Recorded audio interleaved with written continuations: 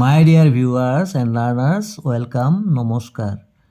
চতুৰ্থ শ্ৰেণীৰ আমাৰ গণিত নতুন কিতাপ পাঠ 1 সংখ্যা ইয়াৰ আগৰ কেইটামান ভিডিঅ'ত পেজ নং 14 নংলৈ বুজোৱা হৈছিল। এই ভিডিঅ'ত আমি 15 নং পেজৰ পৰা বুজিবলৈ যত্ন কৰিম। মৰমৰ ছাত্ৰ ছাত্ৰীসকল, ইয়াত দিছে কৰো আহা। এইটো জুংগাৰ থাকে, এইটো সৰু এইটো ডাঙৰ, এইপিনে হ'লে এইটো ডাঙৰ এইটো সৰু, এইটো সমান চিন বুজায়। তেনেহ'লে উপযুক্ত চিনটো খালী বাকচত ভৰাব গৈছে। ইয়াত দিছে 3180, ইয়াত দিছে 3810। এই দুটা কোনটো চিন বহিব, কোনটো ডাঙৰ আমি চাই লৈছোঁ। প্ৰথমে আমি দেখিলোঁ যে এই 1 2 3 4 1 2 3 4 ইয়াৰ 4টা অংক আছে, ইয়াৰ 4টা অংক আছে। এতিয়া মানে একক দশক শতক হাজাৰ ঘৰটো চালোঁ, ইয়াত 3 আছে। একক দশক শতক হাজাৰ 3 আছে। তেনেহ'লে আমি যিহেতু দুটা সমান হৈ গ'ল, সেইকাৰণে আমি কি চাম, শতকৰ ঘৰত। শতকৰ ঘৰত কি আছে, একক দশক শতক, শতকত আছে ইয়াত 1, একক দশক শতক এতিয়া আছে 8, একতকৈ 8 ডাঙৰ। তেনেহ'লে নিশ্চয় 3180তকৈ 3810টো ডাঙৰ। তেনেহ'লে ডাঙৰটো এইপিনে এনেদৰে হ'ব, এইটো ডাঙৰ যিহেতু চিনটো এইটো হ'ব। পিছৰটো 2006 আৰু 6002, এইটো কোনো ডাঙৰ। আমি প্ৰথমে দেখিলোঁ যে একক দশক শতক হাজাৰত 2 আছে, একক দশক শতক হাজাৰত 6 আছে। 2তকৈ 6 ডাঙৰ, এইটো একেবাৰে হৈ গ'ল। তেনেহ'লে এইটো এনেকৈ কৰিব। এইটো একক দশক শতক হাজাৰ, হাজাৰ ঘৰতো 5 আছে, একক দশক শতক হাজাৰ, হাজাৰ ঘৰতো 4 আছে। তাৰমানে 4তকৈ 5 ডাঙৰ, তেনেহ'লে এইটো ডাঙৰ। তেনেহ'লে এইদৰে কৰিব। ডাঙৰ যিটো হয় এইটো এইফালে আগ থাকে। এইটো চালোঁ, একক দশক শতক হাজাৰ 9 আছে, একক দশক শতক হাজাৰ ইয়াত 9 আছে, তেনে সমান হৈ গ'ল। তেতিয়া আমি শতকত চাম। একক দশক শতকত ইয়াত 1 আছে, একক দশক শতক ইয়াতো 1 আছে। তেতিয়া আমি দশকত চাম। দশকত ইয়াত 0 আছে, ইয়াতো 0 আছে, সমান আছে। তেতিয়া এককত চাম, এককত 7 আছে, 7 আছে, তখন সমান। তেনেহ'লে আমি কি কৰিম, সমান চিন দিম। তাৰপিছত ইয়াত একক দশক শতক হাজাৰ 4 আছে, একক দশক শতক হাজাৰ 4 আছে, সমান আছে। তাৰপিছত আমি শতকলৈ যাম। একক দশক শতকত 3 আছে, একক দশক শতকত 3 আছে। তেতিয়া আমি সমান পালোঁ যে, তেতিয়া আমি দশকত চাম। একক দশকত ইয়াত আছে 9, ইয়াত আছে 7, 7তকৈ 9 ডাঙৰ। তাৰমানে 4397টো 4379তকৈ ডাঙৰ। ইয়াত 2908 আৰু 4908, এইটো আমি 4টা অংকৰে গঠিত আছে। তেতিয়াহ'লে আমি একক দশক শতক হাজাৰত 2 দেখিলোঁ, ইয়াত দেখিলোঁ 4, 2তকৈ 4 ডাঙৰ, তেনেহ'লে এইটো ডাঙৰ হ'ব। ইয়াত দিছে 2 নম্বৰটো, বন্দনাহঁতৰ ঘৰৰ বিদ্যুৎ মাচুল মে', জুন, জুলাই মাহত ক্ৰমে 1025, 1090 টকা, 1200 টকা হ'ল। উল্লেখ কৰা কোনটো মাহত বিদ্যুৎ মাচুল আটাইতকৈ বেছি আৰু কোনটো মাহত আটাইতকৈ কম। কোনটো মাহত বেছি হ'ল, আমি দেখিলোঁ এই যে 1025, 1090 আৰু 1200, ইয়াত আমি দেখিলোঁ কোন মাহত কম আছে। দেখিলোঁ আমি তুলনা কৰি চাওঁ, এইটো 4টা অংক আছে, 4টা অংক আছে। একক দশক শতক হাজাৰ 1 আছে, একক দশক শতক হাজাৰ 1 আছে, একক দশক শতক হাজাৰত 1 আছে। তেতিয়া আমি শতকৰটো চাম। একক দশক শতকত ইয়াত 0 আছে, একক দশক শতক ইয়াত 0 আছে, একক দশক শতক ইয়াত কি আছে, 2 আছে। তাৰমানে এইটো ডাঙৰ। আমাক উলিয়াই গৈছে কম, তো কমটো চাম। কমটো এই দুটাৰ ভিতৰত হ'ব। তেতিয়া আমি দশকটো চাম। একক দশকত ইয়াত 2 আছে, ইয়াত একক দশকত 9 আছে। তো 2তকৈ 9 ডাঙৰ, মানে 9তকৈ 2 হ'ল। তাৰমানে এই মাহটোত কম আছে। তো কোন মাহত কম আছে, এই মাহটো আমি মে', জুন, জুলাই দিছে, ক্ৰমে দিছে, মানে মে'টো এইটো, জুনটো এইটো, জুলাইটো এইটো। তাৰমানে কোন মে' মাহ, কি লিখিম ইয়াতে, মে' মাহত আটাইতকৈ কম। আৰু আটাইতকৈ বেছি আমি দেখিলোঁ যে একক দশক শতকত ইয়াত 2 আছিলে, ইয়াত 0, ইয়াত 0, তেনেহ'লে এইটোৱেই 1200। এইটো কোনটো মাহ, মে', জুন, জুলাই। যেতিয়া 1 2 3 নম্বৰত পৰিছে জুলাই, আমি জুলাই লিখি দিম।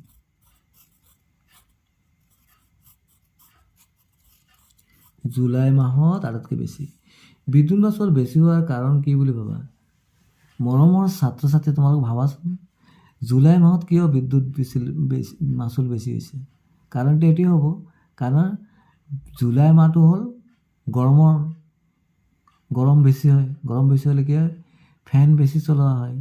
যাৰ ফ্ৰিজ আছে, ফ্ৰিজ বেছি, তাত ফ্ৰিজটোও বেছি ঠাণ্ডা পানী খাবৰ কাৰণে। তাৰ কিছুমান ঘৰত কুলাৰ থাকে, গৰমৰ কাৰণে কুলাৰ চলায়। উপযুক্ত চিন ব্যৱহাৰ কৰি তলৰ সংখ্যাবোৰ ঊৰ্ধ্বক্ৰমত মানে সৰুৰ পৰা ডাঙৰলৈ। তে ইয়াত আমি উপযুক্ত চিন ব্যৱহাৰ কৰিব গৈছে।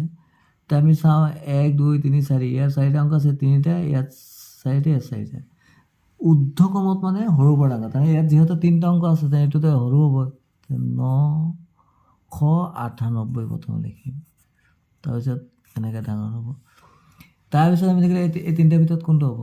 ইয়াত আমি 4টা অংক যিহেতু আছে হাজাৰটো চাম, একক দশক শতক হাজাৰ। ইয়াত 1 আছে, একক দশক শতক হাজাৰ, 6 আছে, এইটো ইয়াতো 5 আছে, তেনে এইটো তেনেকৈ হ'ব 1041। তাৰপিছত এতিয়া থাকিলে কি এই দুটা বোধহয় একক দশক শতক হাজাৰত 5 আছে, ইয়াত 6 আছে, তেনেহ'লে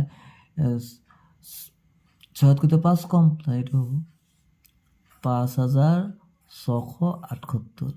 তাকে আটাইতকৈ ডাঙৰ হ'ল 6031। পিছৰটো ইয়াত দেখিলোঁ ইয়াৰ 4টা অংক আছে, ইয়াৰ 4টা অংক আছে, ইয়াৰ 4টা অংক আছে, যেনে আমি প্ৰথমে আমি হাজাৰৰ ঘৰটো চাম। একক দশক শতক হাজাৰ 5 আছে, ইয়াত 6 আছে, ইয়াত 7 আছে, ইয়াত 5 আছে, তেনেহ'লে 6 7 এইকেইটা ডাঙৰ। এই দুটাৰ এটা হ'ব সৰু আটাইতকৈ। তো এই 5 5 মিলি গ'ল। তো তাৰপিছততো ঘৰটো কি আছে 1, ইয়াত আছে 9, 9তকৈতো 1 সৰু, তেনে প্ৰথম হ'ব 5180। ইয়াতকৈ ডাঙৰ এতিয়া 5000 হ'ব 5999।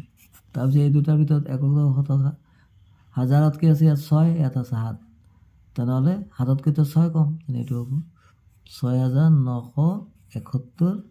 তাৰপিছত একেবাৰে এইটো হ'ব 7082। ইয়াত দিছে বহাগ বিহুৰ সময়ত কনকৰ মাকে লাৰু পিঠা আদি তৈয়াৰ কৰাৰ অৰ্ডাৰ লয়। এইবাৰ মাকে পোৱা অৰ্ডাৰবোৰ তলত দিয়া ধৰণৰ: তিলপিঠাৰ সংখ্যা 2350, নাৰিকল লাৰুৰ সংখ্যা 1200 মানে 1200, মালপোৱাৰ সংখ্যা 1440 মানে 1440, সুতলি পিঠাৰ সংখ্যা 980, মুড়িৰ লাৰুৰ সংখ্যা 1450, তিলৰ লাৰুৰ সংখ্যা 1890 মানে 1890। এতিয়া লাৰু পিঠাৰ সংখ্যাবোৰ ঊৰ্ধ্বক্ৰমত দেখুওৱা। ঊৰ্ধ্বক্ৰমত মানে সৰুৰ পৰা ডাঙৰ। আমি দেখিলোঁ এইটো 4টা অংক আছে, 4টা অংক আছে, 4টা অংক আছে, এইটো 3টা অংক আছে, এইটো আটাইতকৈ সৰু হ'ব। তো ইয়াৰ 980। তাতকৈ ডাঙৰ কোনটো হ'ব? তেতিয়া আমি হাজাৰৰ ঘৰটো চাব লাগিব। ইয়াত 1 1 ইয়াত 2 আছে, এইটো 1 ইয়াত 1 আছে, এই 3টাৰ ভিতৰত এটা দিব লাগিব। তো কোনটো হ'ব? যিহেতু সমান হৈ গ'লে 1 1 1, তেতিয়া আমি কি চাম? শতকৰটো। শতকত ইয়াত 2 আছে, ইয়াত 4 আছে, ইয়াত 8 আছে, তেনে এইটো সৰু হ'ব, তাৰমানে 1200। তাৰপিছতকৈ 1200তকৈ তাৰপিছত কোন দুটাৰ এটা হ'ব? এই দুটাৰ এটা। এইটো কোনটো হ'ব? একক দশক শতক 4 আছে, ইয়াত 8 আছে, 8তকৈ 4 সৰু, তাৰমানে 1450। তাৰমানে কি হ'ব? আমি দেখিলোঁ ইয়াত 3টা আছে, তো একক দশক শতক হাজাৰ, তো এইটো 1 এইটো 1 আছে, তেতিয়াহ'লে আমি কি কৰিম? শতকৰ ঘৰটো চাম। একক দশক শতকত 4 আছে, একক দশক শতকত 4 আছে, তেনেহ'লে এইটো সমান হৈ গ'ল। তেতিয়া আমি দশকটো চাওঁ। দশক অংকটো ইয়াত 4 আছে, ইয়াত 5 আছে, তাৰমানে 5তকৈ 4 সৰু, তাৰমানে এইটো হ'ব 1440। তাৰপিছত এইটো হ'ব 1450। তাৰপিছত এতিয়া দুটা বাকী আছে, এইটোতো 1000 ঘৰটো 1 আছে, ইয়াতে 2, তেনে এইটোৱে হ'ব 1890। পিছত হ'ব 2350, বেছি। ইয়াৰ যে নাৰিকলৰ লাৰু আৰু মুড়ি লাৰুৰ ভিতৰত কোনবিধৰ সংখ্যা বেছি? নাৰিকলৰ লাৰু আৰু কি মুড়িৰ লাৰুৰ ভিতৰত নাৰিকলৰ লাৰু আছিলে 1200 আৰু মুড়িৰ লাৰু আছিলে 1450, কোনটো বেছি? ইয়াত আমি ধৰিলোঁ একক দশক শতক হাজাৰৰ ঘৰটো ইয়াত 1 আছে, ইয়াত 1 আছে, শতকত 1 2 3 নম্বৰটো শতক, ইয়াত আছে 2, ইয়াত আছে 4, তো 2তকৈ 4 ডাঙৰ, 2তকৈ 4 ডাঙৰ, গতিকে এইটো ডাঙৰ হ'ব, তাৰমানে 1200তকৈ 1450টো ডাঙৰ, তাৰমানে মুড়িৰ লাৰুৰ সংখ্যাটো ডাঙৰ। তো নাৰিকলৰ লাৰু আৰু মুড়িৰ লাৰুৰ ভিতৰত কোনবিধৰ সংখ্যা বেছি? তেতিয়া আমি কি লিখিব লাগিব? মুড়িৰ লাৰু। পিছতো তিল পিঠা আৰু তিলৰ লাৰুৰ ভিতৰত কোনবিধৰ সংখ্যা কম? তিল পিঠা আছিলে 2350 আৰু তিলৰ লাৰু আছিলে 1890, কোনটো কম? আমি দেখিলোঁ একক দশক শতক হাজাৰ, ইয়াত হাজাৰৰ ঘৰটো 2 আছে, ইয়াত একক দশক শতক হাজাৰ, হাজাৰ ঘৰটো 1 আছে। তাৰমানে কি 2তকৈতো 1 সৰু, 1 সৰু 2তকৈ, তাৰমানে এইটো সৰু। তিনিওবিধ লাৰুৰ ভিতৰত কোনবিধৰ সংখ্যা আটাইতকৈ কম? নাৰিকলৰ লাৰু আছিলে 1200, বুঢ়ীৰ লাৰু আছিলে 1450, তিলৰ লাৰু আছিলে 1890। কোনটো কম? তো আমি দেখিলোঁ যে হাজাৰৰ অংকটো চবৰে একেই আছে, 1 1 ইয়াত 1।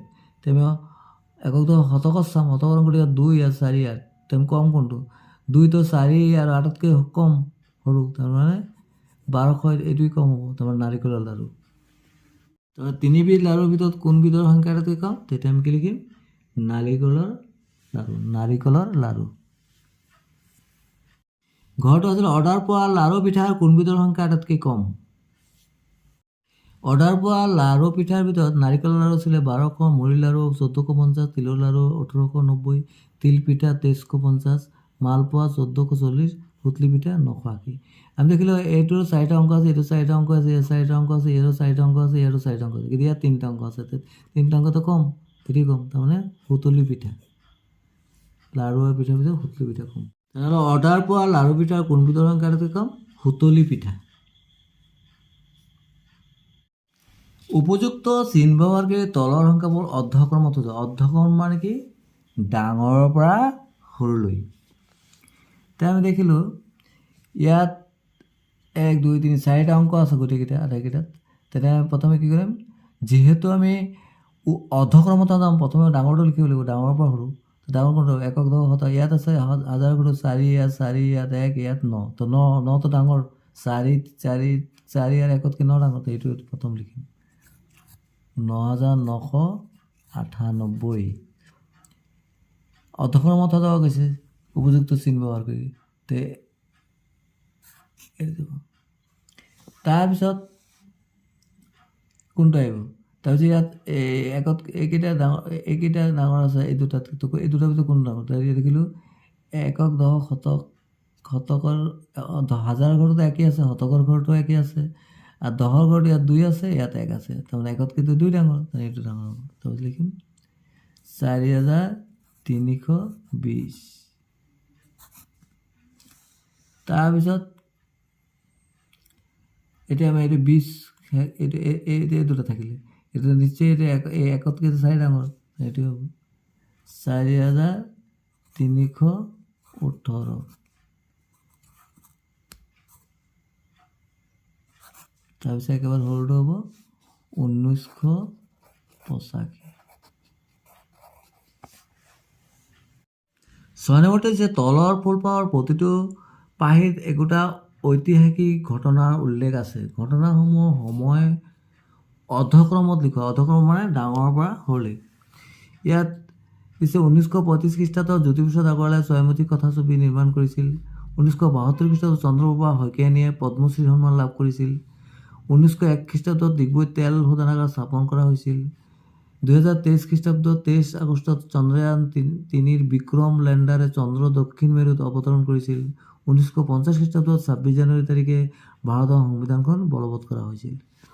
তাৰমানে যিহেতু কৈছে আমাক অৰ্ধক্ৰমত লিখিবলৈ, তেনেহ'লে আটাইতকৈ ডাঙৰ কোনটো? ডাঙৰ একক ইয়াত শতকৰ অংকটো 9 আৰু হাজাৰৰ অংকটো 1 আছে, গোটেইকেইটা 1900 আছে, ডাঙৰ কোনটো হ'ব? ইয়াত আছে 2000, তো এইটোৱে ডাঙৰ হ'ব। একক দশক শতক, হাজাৰৰ ঘৰটো 2 আছে, বাকীবিলাক 1 আছে, তো প্ৰথম হ'ব 2023। তাৰপিছত এইকেইটাৰ ভিতৰত আমি দেখিলোঁ একক দশক শতক হাজাৰ, শতক আৰু হাজাৰৰ অংকটো চবৰে একেই আছে গোটেইকেইটা। তেওঁ দশকতো চাব, দশকত ইয়াত আছে 5, ইয়াত আছে 0, ইয়াত আছে 7, ইয়াত আছে 3, তেনেহ'লে কোনটো হ'ব? এইটো 1972। তাৰপিছত হ'ব 1950, তাৰপিছত হ'ব 1935, তাৰপিছত একেবাৰে 1901। 7 নম্বৰ হৈছে খালী ঠাইত 0ৰ পৰা 9ৰ ভিতৰত কি অংক বহালে গাণিতিক উত্তৰসমূহ শুদ্ধ হ'ব? চিন্তা কৰি লিখোৱা। ইয়াত দেখিলোঁ আমি একক আৰু দশক শতকত বহাব লাগে, আৰু ইয়াত অকল এককত। তো আমি ইয়াত দেখিলোঁ একক দশক শতক হাজাৰত 6 আছে, ইয়াত একক দশক শতক হাজাৰত 6 আছে। তো ইয়াত দহৰ অংকটো আছে ইয়াত 7, ইয়াত আছে, ইয়াত নাই। যিহেতু এইটো ডাঙৰ হ'ব লাগিব, তাৰমানে এইটো কি হ'ব, ইয়াত আমি সংখ্যাটো কি বোলে সাতৰ পৰা কম বহাব লাগিব। তাৰমানে 6 দিলেও হ'ব, 5 দিলেও হ'ব, 4 দিলেও হ'ব, 3 দিলেও হ'ব, 2 দিলেও হ'ব, 1 দিলেও হ'ব, 0 দিলেও হ'ব। তো আমি যিকোনো এটা বহাই দিছোঁ, ধৰ ইয়াত আমি 6 লিখি দিছোঁ। আৰু ইয়াততো এককৰ লগত কোনো কথা নাই, এককক যিকোনো সংখ্যা বহাই দিলে হ'ল, একই চেম বহাই দিলোঁ। কিন্তু ইয়াত 6641, এইটো 6741, এইটো ডাঙৰ। ইয়াত কি দিছে আমাক, ইয়াত একক দশক শতক হাজাৰ ঘৰটো দিছে 4, তেনেহ'লে এইটো ডাঙৰ হ'ব লাগে। তেনেহ'লে এই 4তকৈ ইয়াত ডাঙৰ দি দিলেই হ'ল। 4তকৈ ডাঙৰ এতিয়া 5 দি দিলোঁ, 6 দি দিলোঁ, 5 দি দিলোঁ, আৰু বাকী যি আছে তাকে বহাই দিলে হ'ল। ইয়াত আমি 7 দিলেও একো নাই, ইয়াত আমি 9 দিলেও একো নাই, ইয়াত আমি 1 দিলেও একো নাই। এইটো বুজিছে? 4791, ইয়াত 5791, তাৰমানে এইটো ডাঙৰ। 8 নম্বৰ যে উপযুক্ত স্থানত এই চিনবোৰ বহাব কৈছে, এইটো সৰু ডাঙৰ মানে, এইটো ডাঙৰ সৰু, এইটো সমান। 5071, 5071 মানে কি? 5071 মানে 5007, ইয়াত আছে 5700, তাৰমানে কোনটো ডাঙৰ হ'ব? এইটোৱে ডাঙৰ হ'ব, তেনে এইটো ডাঙৰ। ইয়াত আছে 7000 যোগ 90 যোগ 5 কিমান হ'ব? 7095 যোগ কৰিলে 7095, ইয়াত আছে 7095, মানে কি আছে? সমান। এইটো 6072.11, 72 মানে কি? 720, তাৰমানে 6721, 6271। তো এইটো শতকৰ অংকটো 2 আছে, শতকৰ অংকটো 7 হ'ব, তো 2তকৈ 7 ডাঙৰ, তো এইটো ডাঙৰ হ'ব। 2504.31 মানে কি? 2504.3, তাৰমানে 2543, 2543 সমান আছে। এতিয়া আমি কি পাম? সমান আছে। এইটো একক দশক শতক হাজাৰ 2543। ভিডিঅ'টো চোৱাৰ বাবে সকলোলৈ ধন্যবাদ থাকিল। ইয়াৰ পৰৱৰ্তী ভিডিঅ'ত 17 নং পেজৰ পৰা বুজাবলৈ যত্ন কৰিব। Thank you so' much.